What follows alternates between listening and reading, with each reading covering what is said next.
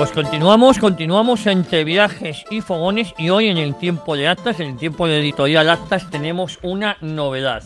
Saber y gobierno, ideas y prácticas del poder en la monarquía de España del siglo XVII.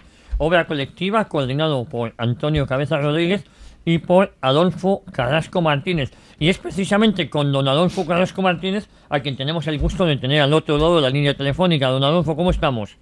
Hola, ¿qué tal? Muy bien, muy bien. Si no me equivoco, está hoy usted por Italia.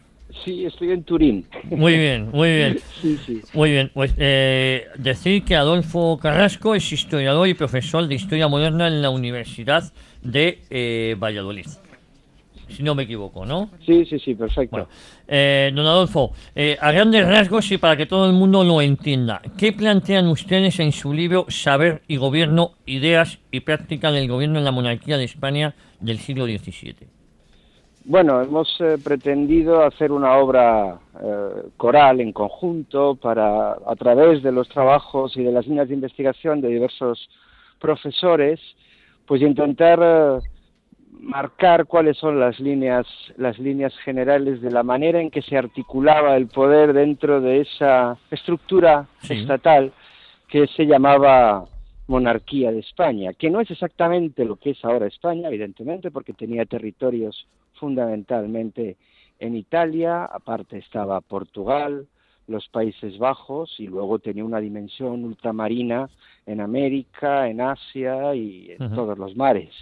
Precisamente lo que nos interesaba era poner de manifiesto esa pluralidad de maneras de gobierno y cómo las ideas acerca de cómo gobernar luego se llevaban, se contrastaban con la práctica a la hora de resolver problemas, pues esos, problemas que tienen que ver con una monarquía de aspecto global, podríamos decir. Es decir, una monarquía que tiene territorios tan distantes, problemáticas específicas, que tiene además tradiciones en cada uno de los reinos, tradiciones jurídicas, constitucionales diferentes, y que todas estaban en torno a la figura del rey de la Casa de Austria y de la Corte de Madrid. Entonces hemos pretendido hacer eso y sobre todo poner el acento en los dos grandes territorios que sostienen esta monarquía. La monarquía es de muchos reinos, pero fundamentalmente es una monarquía que tiene cada vez más un carácter castellano, por un lado, y por otra parte es extremadamente italiana, podríamos decirlo así, ¿no? Es muy italiana. Los reinos de Italia ocupan un papel fundamental en la monarquía. España, digamos que la Casa de Austria, que gobierna en España, tiene una presencia y un dominio de Italia muy importante a través de los grandes reinos, que son Sicilia, Nápoles y el Estado de Milán, y luego la presencia en Roma, que es muy fuerte a través de la embajada y a través de los cardenales españoles que están en el Vaticano. Don Adolfo, buenas tardes. Soy Luis Miguel Sánchez. Encantado de saludarle. Hola, buenas tardes. ¿Quiénes son los autores de los diversos capítulos de este libro?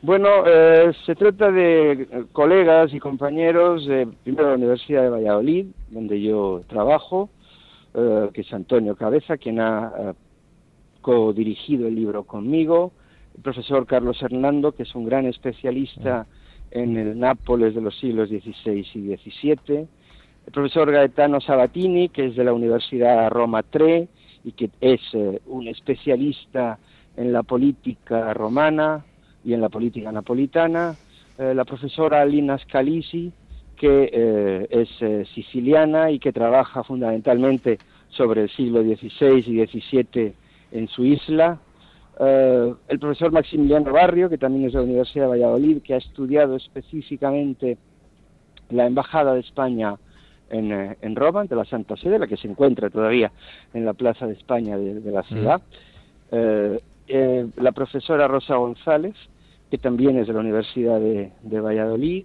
y que se ha centrado sobre todo en el funcionamiento de la alta administración castellana, muchos de ellos que estudiaban en Valladolid, en Salamanca o en Alcalá, que es donde se formaban los grandes cuadros de la administración, para luego pasar a formar parte de los consejos, las secretarías y los órganos de gobierno. Y bueno, Antonio Cabeza ha desarrollado un capítulo específico sobre, que también es de la Universidad de Valladolid, sobre la política internacional en relación con la presencia española en las guerras de Francia de finales del siglo XVI, y yo mismo que he desarrollado un capítulo al principio en el que hablo de la teoría política española y en relación con la teoría política europea, porque yo creo que uno de los grandes, también con el libro hemos pretendido cargarnos mitos, ¿no? Mitos negativos hacia España, y uno de ellos yo creo que es esa idea de que en España todo es distinto, que el siglo XVII vive una época de decadencia,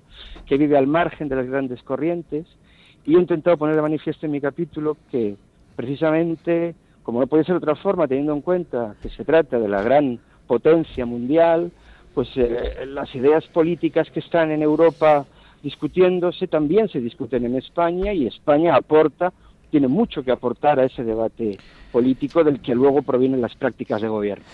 Don Adolfo, muy buenas tardes. Pachi Junquera, encantado de saludarle. Un placer. En el libro no solamente dedican capítulos a lo que entendemos actualmente por España, sino que hay varios apartados dedicados a Italia. ¿Cuál fue la relación entre España e Italia en la época de los Austrias? Sí, como he dicho antes, es muy estrecha. Es decir, esta entidad política que denominamos monarquía de España es en realidad a lo largo de 2 siglos, tiene 2 grandes espacios territoriales, que son la península ibérica y la península italiana. Primero por los reinos que formaban parte de la corona de Aragón desde la Edad Media, fundamentalmente el reino de Sicilia y en determinados momentos el reino de Nápoles.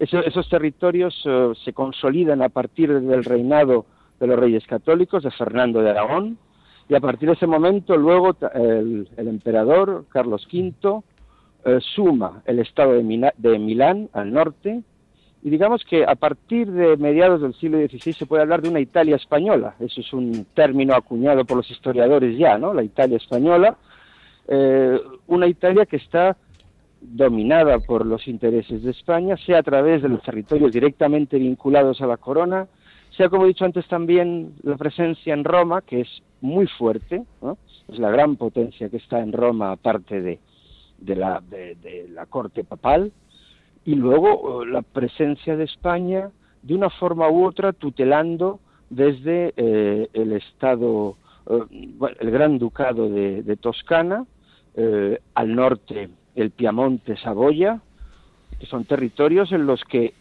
se vive con una independencia relativa, porque las tropas militares que controlan esos territorios y que aseguran esos poderes son españolas. Es decir, se puede hablar de una Italia española, pero no solamente por lo político y lo militar, sino que también se establecen desde muy pronto unos lazos culturales, personales, económicos, psicológicos, diría yo también, que hacen que Italia y España durante los siglos XVI y XVII vivan en una estrechísima relación. Y España no se puede entender sin Italia en estos siglos, y desde luego Italia tampoco se puede entender sin España. Don Adolfo, según lo que puede leerse en el libro, da la impresión de que la España del siglo XVII mantenía una fuerte posición internacional en Europa.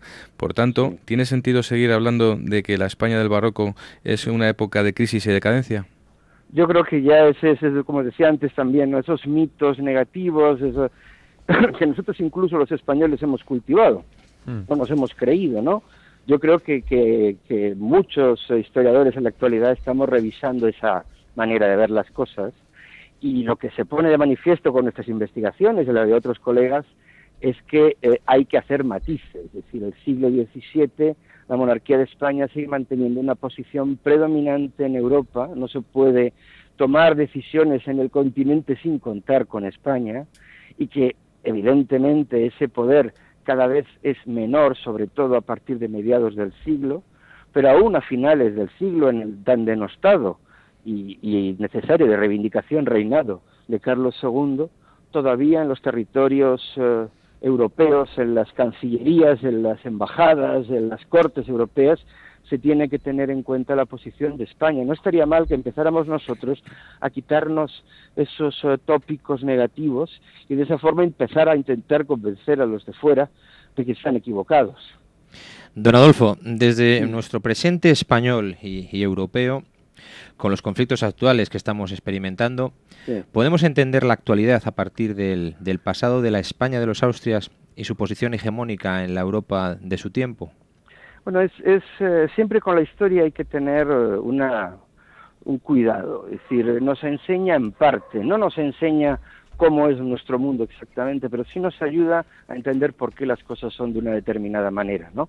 Y yo creo que precisamente en este caso, en el de la monarquía de tantos reinos, una monarquía tan plural, tan respetuosa con las tradiciones jurídicas, las costumbres, las leyes, los impuestos, las formas de vida de cada uno de esos territorios.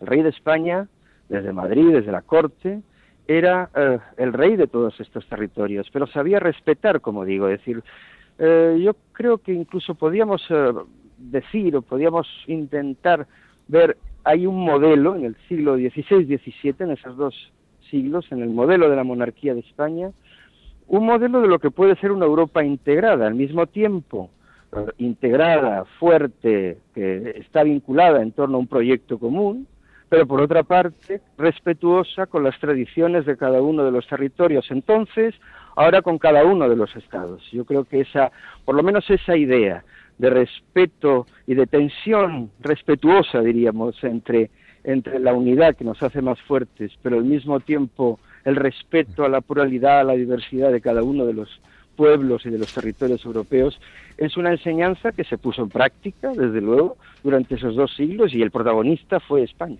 Pues, don Adolfo Carrasco, estoy escuchando muy atentamente la entrevista y sí que me gustaría, en pocas palabras, ¿cómo convencería a nuestros oyentes para que se interesaran por leer libros de historia escritos por los historiadores, es decir, por los que se dedican profesionalmente a estudiar el pasado? Pues sí, yo creo que es una buena ocasión para hacer este llamamiento a la gente, ¿no? A todo el mundo que está interesado. Yo creo que todos estamos interesados de una forma u otra por nuestro pasado. Y desde luego yo creo que quien quizá mejor puede enseñarnos el pasado son los historiadores que nos dedicamos profesionalmente a esto y que tenemos un compromiso más allá de las ideologías, más allá de otras cosas, tenemos un compromiso con la verdad, con contar lo que realmente ocurrió. Sí es cierto que hay otros que, bueno, pues desde la novela histórica lo pueden hacer más atractivo, pero ahí no tiene por qué haber rigor, no es necesario pedírselo y no lo vamos a encontrar. Otra cosa es que también los historiadores, y esto hago crítica de nosotros, de la profesión, debemos intentar hacer un esfuerzo para llegar a más gente, para ser más claros, para ser más atractivos al público, no para ser más fáciles, sino para hacernos atractivos realmente a la gente y que la gente pueda acercarse a nuestro trabajo, que al fin y al cabo es la función última de lo que hacemos, llegar a la gente. Además, don Adolfo, no debe estar reñido la rigurosidad, la verdad, con el hacer un libro ameno. Sí, evidentemente, claro. Ese es el reto que tenemos los historiadores, ¿no?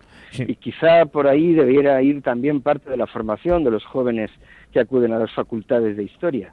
Desde el principio, intentar transmitirles esa doble dimensión. Por una parte, el compromiso con el rigor, y luego enseñarles a escribir y hacer que los historiadores seamos, es un reto que tenemos, yo mismo desde luego, que los historiadores seamos más atractivos a la gente, más claros, que intentemos llegar a la gente. Si nuestra ciencia no la hacemos abierta, si no la hacemos asequible a la gente, estamos fracasando, desde luego. Pues, don Adolfo, este libro cumple todos esos requisitos de los que aquí hemos estado hablando. Espero que sí. Y además con primerísimos espadas, como lo que aquí nos han nombrado, muchos de ellos profesores, compañeros de usted en la Facultad de Historia de Valladolid. Un fortísimo abrazo y seguimos en contacto. Y de nuevo felicitarle por este libro, del que usted es coordinador. Saber Muchas Gobierno. gracias. Un abrazo muy fuerte. Otro para ustedes.